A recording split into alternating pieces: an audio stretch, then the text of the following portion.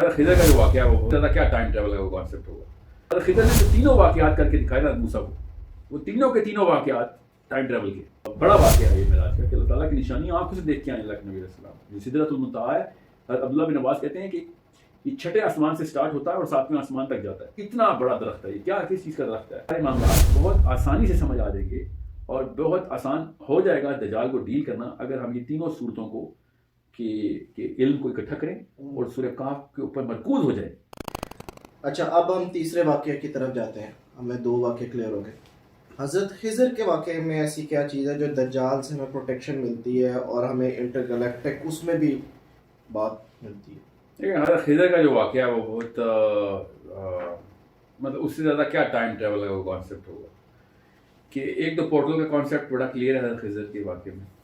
मछली का जिंदा हो जाना और मछली एक सुरंग बना के एक जगह पे चली जाना, जो निशानी थी उस जगह की जहाँ पर खिज़र से मुलाकात होनी। फिर खिज़र की जो निशानी है उस पर अल्लाह ताला ने कहा कि हमने इसको मिन लदुन्नी अपनी तरफ से एक इल्म अता किया हुआ था। समझ रहे? वो क्या इल्म था? वो जाहिर है एक निशानी तो क्लियर है उस इल्म की कि वो टाइम ट्रेवल तो करते थे। वो कैसे, मैं आपको बताता हूँ। और खिज़र ने जो तीनों वाक़यात करके दिखाए ना मूसा को, वो तीनों के तीनों वाक़यात टाइम ट्रेवल के वो करते तो एडजस्टमेंट्स थ्रू टाइम है। एडजस्टमेंट थ्रू टाइम का मतलब होता है कि एक बंदा फ्यूचर देख के आया हो और वो फिर ऐसे काम कर रहा हो जो फ्यूचर को बेहतर या तब्दील कर सकते हो। इसको एडजस्टमेंट्स थ्रू टाइम कहते हैं। ठीक है। कश्ती वाला वाक़या, कश्ती में सुराख कर दिया खिज़र ने। मूसा ने कहा ये तूने गरीबी कश्ती के साथ क्या किया? तो बाद में पता चला कि बादशाह ने वो बंदे बिठाए हुए थे जो कश्ती को ज़बरदस्ती ले लेते, उससे ऐंठ लेते। कैसे पता? वो फ्यूचर देख के वापस आके प्रेजेंट में एडजस्टमेंट कर रहे हैं। फिर वो बच्चे को कत्ल कर देना, वो बच्चे ने बड़े होके क्या करना था ये खिज़र देख के आए हुए थे। फिर फ्यूचर में आके पास में आके एडजस्टमेंट कर रहे हो। खिज़र के लिए सारा कुछ पास था अकॉर्डिंग टू सूरह काफ। और भी बड़े उलूम होंगे, मिन लदुन्नी कोई छोटा लफ्ज़ नहीं, अल्लाह की तरफ से इल्म है। मगर तीसरा जो वाक़या, दीवार खड़ी कर दी, ठीक है, और मुआवजा नहीं लिया और पता चला कि वो एक ख़जाना है जो कि उन दो बच्चों को मिलेगा जब वो दीवार गिर जाती तो फिर वो पहले ही एक्सपोज हो जाता ख़जाना। तो ये भी फ्यूचर का ही वाक़या है जो कि पास्ट में एडजस्ट किया गया। ये तो क्लियर टाइम ट्रेवल का वाक़या है सारा। पोर्टल एंड टाइम ट्रेवल हज़रत खिज़र ने भी करके दिखाई और जो ज़ुल्करनैन है पोर्टल ने भी करके दिखाया और असहाबे काफ ने टाइम ट्रेवल किया। तो ये तो इसमें तो मतलब बहुत आसान सी बात है। Khizar is the easiest of them all. दूसरी चीज़ जो खिज़र के वाक़े में है वो ये कि जो लॉजिक की बीमारी ये एज ऑफ एनलाइटन में लग चुकी है ना हमें, ये लॉजिक की बेस के ऊपर हम जितना भी रैशनल लगाते हैं वो कुछ और है और नबी का इल्म और मूसा का इल्म जिस रैशनल के थ्रू हज़रत खिज़र के ऊपर बार बार वो कह रहे थे कि ये क्यों किया, ठीक है, ये हमारा जो लॉजिक की जो पीक है ना वो उस इल्म की पायदान भी नहीं। ये अल्लाह ताला ने साफ साफ बताया कि तुम्हें पता ही क्या है कि जो मुझे पता है।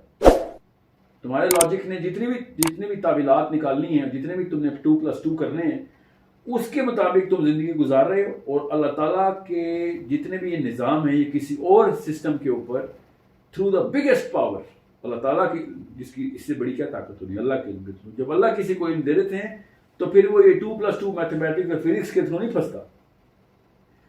फिर वो कोई और ही तरीके से वक्त की कैद से बाहर जाकर और भी बड़े पोर्टल्स के थ्रू डायमेंशंस की कैद से बाहर जाकर, क्योंकि अल्लाह ताला ने कुरान में कहा है कि अगर तुम्हें ताकत है, कुव्वत का लफ्ज़ है, तो ऊपर आके देख लो, ये पोर्टल जितनी है ट्रैवल करके देख लो और देखोगे कि ताकत अल्लाह ही के पास है। खाली सुल्तान का लफ्ज़ है वहाँ कि तुम कर तो नहीं सकते मगर कुव्वत है तो करके देखो। आओगे ऊपर का लफ्ज़ है कि ऊपर आके देखो उन रास्तों से। ये कुरान पाक में सबब आगे लफ्ज़ है कि ऊपर आके देखो, फिर तुम्हें पता चलेगा कि ताकत असल में किसकी है। ठीक है। सो इस ऊपर से मेराज की हदीस में अल्लाह ताला ने कि नबी अलैहिस्सलाम ने क्लियर बताया कि अल्लाह ने बड़ी बड़ी निशानियां दिखाई। सूरह बनी इसराइल में भी है कि अल्लाह ने अपनी निशानियां दिखाई हैं। निशानी क्या होता है? ये सारे के सारे जिसको हम मोजज़ा कहते हैं ना, कि अल्लाह ताला ने भी उनके राज अफशा किए अल्लाह ताला के नबी अलैहिस्सलाम पे कि ये ऐसे हो रहा है, ये ऐसे हो रहा है, ये निशानी देखो, ये करके दिखा सकता है।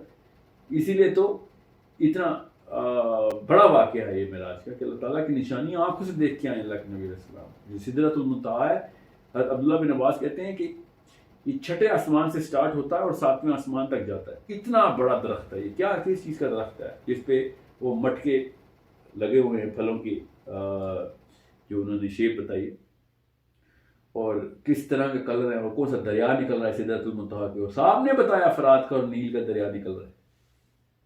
سمجھ رہے ہیں؟ وہاں سے نکل رہا ہے دریا. یہ سارا کا سارا نظام پورٹل کے تھرو یہ ساری انٹری اینڈ ایگزٹس ہیں. اور جو بیت المعمور ہے جس پہ حضرت ابراہیم 7ویں آسمان کے اوپر ہے، وہ ایگزیکٹ کعبے کے اوپر ہے. یہ سب بتایا جا رہا ہے. عیسیٰ کس آسمان میں مل رہے ہیں، ادریس کس آسمان میں مل رہے ہیں، یوسف کس آسمان میں مل رہے ہیں، ہارون یحییٰ کس آسمان میں مل رہے ہیں، اور آدم پہلے آسمان میں مل رہے ہیں ان کو. یہ سارے کے سارے معاملات بہت آسانی سے سمجھ آ جائیں گے، اور بہت آسان ہو جائے گا دجال کو ڈیل کرنا اگر ہم یہ تینوں صورتوں کو کہ علم کو اکٹھا کریں اور سورہ کہف کے اوپر مرکوز ہو جائے کہ یہ نشانیاں دجال نے جتنی بھی دکھانی ہیں اپنی سورہ کہف پہلے دکھا چکی ہمیں. اور اس کے تھرو اوپر سے ایک اور چیز جو آخر میں بتاتا چلوں کہ اللہ کے نبی علیہ السلام نے کہا دجال کے دور میں پہاڑوں کا رخ کرو. پہاڑوں میں کیا ہے؟ پہاڑوں میں بتاتا ہوں کیا، جتنی بھی وحی آئی ہے نا وہ پہاڑوں میں آئی ہے. ٹھیک ہے، اللہ کے نبی علیہ السلام کو، اور جتنی تو نہیں، مطلب جو فرسٹ انٹری ہے. ٹھیک ہے، حضرت عیسیٰ یاجوج ماجوج سے بچ کے کہاں بھاگیں گے؟ پہاڑ پہ بھاگیں گے. پہاڑ تک نہیں چڑھ سکتے وہ. ہم نے تو ابھی کہا ذوالقرنین نے پہاڑ پہ دیوار بنا دی ہے، تو وہ تو پہاڑ نہیں چڑھ سکتے. اس کا مطلب ہے سوچیں تو صحیح، کون سی جگہ پہ جا رہے ہیں عرب میں؟ کون سی ایسی K2 کی پہاڑی عرب میں جو یاجوج ماجوج نہیں چڑھ سکتے؟ پہاڑوں کے تھرو دجال کو اللہ کے نبی صلی اللہ علیہ وسلم نے ہمیں کیوں کہا پہاڑوں پہ جاؤ؟ سارے گاؤں اور قریے میں جائے گا، ہر شہر میں جائے گا. ہمارے علاقے کے سوات کے پہاڑ نہیں چڑھ سکے گا وہ. یہ پہاڑوں میں اور سورہ کہف کے کمبینیشن میں یہ بہت آسانی ہو جائے گی ہمیں کہ we will be able to find out those doorways through which we can escape, not fight مگر اسکیپ، بھاگ سکیں گے ہم اس کی پہنچ سے باہر. اور یہ ہے اصل میں ایک انداز دیکھنے کا سورہ کہف کا، جس سے سمجھ آتی ہے کہ جس طریقے سے سائنس ترقی کر کے آگے جا رہی ہے، جس طریقے سے دجال کی طاقت کا اللہ کے نبی علیہ السلام نے بیان فرمایا، اسے صاف سمجھ آتی ہے کہ وہ کوئی اچھا دوسری ایک چیز میں مس کرتا ہوں ہمیشہ، یہ جو دجال کے گدھے کے کان ہیں، یہ دجال کا گدھا دابت الارض کی طرح کا ایک دابہ ہے، ایک کریچر ہے جو کہ کسی اور پلانٹ سے اس نے پکڑا ہے یا کسی اور ڈیمینشن سے لے کے آیا ہے اور وہ ٹریول کرتا ہے. یہ زبردستی ہم نے گدھے کو جہاز کیوں بنایا؟ واہ، کچھ سوچیں تو صحیح نا، کوئی گدھے کی مثال کیوں دی اللہ کے نبی علیہ السلام نے؟ ہم سمجھتے ہیں کہ وہ انالوجی ہے، وہ میٹافر ہے، سملی. گدھا ہی ہوگا. سالے کی اونٹنی بھی کوئی عام اونٹنی نہیں تھی، وہ باقی کی اونٹنیوں سے 100 گنا بڑی اونٹنی تھی. جو نشانیاں قرآن پاک میں بتائی ہیں نا سالے کی اونٹنی کی، اور حدیث سے پتہ چلتا ہے کہ لوگوں نے ڈیمانڈ کیا کی تھی کہ اتنی بڑی ہو، اتنا دودھ دیتی ہو، یہ سائز ہو، یہ گردن ہو. یہ ساری کی ساری چیزیں پوری کر کے دکھائیں اللہ تعالیٰ نے. بالکل اس طریقے سے گدھے کو بھی اسی طرح کے کان دیں جو کہ عود کے پہاڑ جتنے کان ہوں، اور وہ پھر ٹریول بھی ایسے ہی کرتا ہو. براق جو تھا وہ ایک ہورائزن سے دوسرے ہورائزن تک ایک قدم میں جاتا تھا. یہ نشانی ہے براق کی. اللہ کے نبی علیہ السلام نے حدیث میں بتایا کہ اتنی سپیڈ سے وہ آگے سے آگے جست لگا رہا. تو دجال کا گدھا بھی اسی طریقے سے سوچے نا. اللہ کے نبی صلی اللہ علیہ وسلم براق پہ گئے نا، جہاز میں تو نہیں گئے. وہاں پہ براق کو گھوڑا کیوں کہا ہم نے؟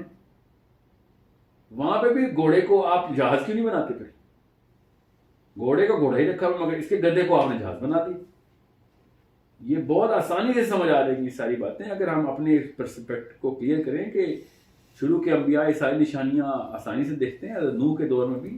اور بائبل کا ایک بہت ہی کرسپ بیان ہے کہ دجال کا جو دور ہوگا وہ وہی دور ہوگا، سب کچھ وہی ہو رہا ہوگا، ویسے ہی ہو رہا ہوگا جیسے نوح کے دور میں ہو رہا تھا. یہ بائبل کے بلیورز اس آیت کو اسی طریقے سے لکھتے ہیں کہ دجال کے دور کی سب سے پہلی نشانی ہے کہ حضرت نوح کے دور کو ریوائیو کرے گا. یہ نہیں کہ وہ والے معاملات وہ جان کے کر رہا ہوگا. مطلب یہ ہے کہ وہ تمام تر معاملات اس وقت نیچرلی ہو رہے ہوں گے کہ نوح کے دور میں تھے. نوح کے دور کے بھی دور بھی یہ معاملات ہیں. انٹر گلیکٹک مخلوق آتی تھی، ان سے مقابلے ہوتے تھے، پورٹلز کھلتی تھیں، اور دجال کے دور میں بھی ایسی کھلیں گی. دجال بھی اور مخلوقیں بھی لے کر آئے گا. گدھا تو لے کے آئے گا ایٹ لیسٹ، اب باقی کی مخلوقات ظاہر لے کے اس لیے بھی آئے گا نا کیونکہ وہ جو جنت دوزخ لے کے پھر رہا ہے وہ کوئی نہ کہیں سے تو پورٹل ہی ہے نا. اصل میں تو اس کے دائیں اور بائیں ہاتھ میں پورٹلز کھلی ہوئی ہیں. غور سے دیکھیں گے تو آپ کو نظر آ جائے گی، اس اینگل سے دیکھیں گے تو دجال کا حلیہ نظر آئے گا کہ ایک ہاتھ میں آگ کا دریا ہے اور دوسرے ہاتھ میں جنت کے باغ ہیں. ٹھیک ہے، یہ کون سا ایسا آدمی ہے؟ ایک طرف یا تو آپ حدیث میں اس کو آدمی مانیں یا پھر سسٹم مانیں. اگر سسٹم نہیں مانتے، آدمی مانتے، تو کون سے آدمی کے ہاتھ میں دریا ٹھہرتا ہے؟ ذرا کیا اٹھائے گا؟ وہ بڑے بڑے مشکیزیں اٹھائے ہوں گے اس نے. دریا کیسے اٹھاتا ہے؟ آگ کے دریا کیا ہوتے ہیں مجھے یہ بتائیں پہلے. آگ کا دریا ہوتا کیا ہے؟ یہ دماغ کیا آپ کی تصویریں نکال رہے ہیں؟ آگ کا دریا کبھی دیکھا آپ نے؟ اس نے ہاتھ میں کیسے اٹھایا ہوگا ایک دریا؟ سامنے دریائے سندھ ہے پاکستان میں، کوئی ہاتھ میں اٹھاتا دریا؟ زیادہ کیا اٹھائے گا وہ دریا کا پانی؟ مگر اللہ کے نبی صلی اللہ علیہ وسلم نے کہا ہاتھ میں اس کے ایک ہاتھ میں دریا ہوگا، دوسرے ہاتھ میں جنت کا باغ ہوگا. وہ اس کا مطلب یہ ہے کہ وہ پورٹلز کھلی ہوں گی اور لوگوں کو نظر آتا ہوگا وہ دریا. اور بالکل اس طریقے سے سدرۃ المنتہا پہ عبداللہ بن عباس نے کہا کہ دریائے فرات اور دریائے نیل وہاں سے نکلتے ہیں اور زمین پہ بہتے ہیں آگے. سو بالکل اس طریقے سے وہ پورٹل کھلتی ہے. اس نے جو بھی دکھانا ہے دکھائے، اور ہم نے وہ پورٹل، اور چھلانگ لگانے کی بات ہے، آگ کے درخت میں چھلانگ لگا دو، مطلب پورٹل میں انٹر ہو جاؤ. سمجھ رہے؟ سو یہ کلیئرٹی کے ساتھ سمجھ آتی ہے باتیں. اب اس کی جو بیچ کی باتیں ہیں ساری، اور معاملات اور معاشرتیات اور جتنی بھی اخلاقی اور شرعی جو باتیں ہیں جو دجال کے دور میں ہم نے کرنی ہے، ان احادیث کا بہت بڑا ذخیرہ ہے، وہ اگلے کسی سیشن میں کر لیں گے. مگر وہ کانسیپٹس تو کلیئر ہوں کہ اس اینگل سے دیکھے بغیر کافی ساری چیزیں جو ہیں نا وہ بس وہ زبردستی کی ہیں. اور ڈریں ان علماء سے ڈریں جنہوں نے دجال پہ بیعت کرنی ہے. بس یہ ہے اس کا میرا مقصد ہے بتانے کا، کہ دجال کو ہر اس کانسیپٹ کے اوپر ٹریٹ کریں کہ جو کانسیپٹ آپ کو ابھی سمجھ آنے میں دقت بھی ہو رہی ہے. اس لیول کا دجل ہے اس کا. ہم سمجھ رہے ہیں کہ ہم یہ بیٹھ کے میڈیول باتوں کے اوپر مان لیں گے کہ ذوالقرنین نے 2 پہاڑوں کے بیچ میں لوہے کی دیوار بنائی تھی تو دجال سے مقابلہ کر سکیں گے؟ کبھی بھی نہیں. دجال سے مقابلہ کرنا ہے اپنی امیجنیشن کو اسی لیول پہ رکھیں کہ جس لیول کے اوپر آپ کو عجیب و غریب لگنی شروع ہو جائے. اللہ تعالیٰ کے نبی علیہ السلام نے ارشاد فرمایا کہ ابھی اسلام غربا کے ہاتھ میں، پھر عمومی بات ہو جائے گی، گھر گھر میں پھیلا ہوگا، اور پھر اللہ تعالیٰ نصرت بھی اسلام کو تبھی دیں گے کہ جب اسلام پھر غریب ہو جائے گا، غربا کے ہاتھ میں آ جائے گا. یہ غربا عربی میں غریب کو نہیں کہتے، یہ اردو میں غریب کو کہتے ہیں. غربا ہوتا ہے عجیب و غریب. ابھی میری باتیں جو آپ کو عجیب و غریب لگ رہی ہیں نا، یہی ہے معاملات جو کہ میں بتا رہا ہوں. اسلام کی نصرت آخری دور میں، دجال کے دور میں، وہ عجیب و غریب قسم کے کانسیپٹس میں سمجھ آنی. سو اس کو اسی طریقے سے دیکھیں گے تو کافی ساری چیزیں جو ہے نا وہ اپنے جو پزل ہے کمپلیٹ ہو جائے گا. اور ظاہر ہے میں آپ ویڈیوز کے اوپر اتنی زیادہ تفصیل کوشچن آنسر کے علاوہ نہیں کر سکوں گا، بیکاز وہ ویڈیوز کوئی دیکھتا نہیں ہے جزاک اللہ. تو ویڈیو جو دیکھنی ہے اس میں آپ کانسیپٹس کلیئر ہوں.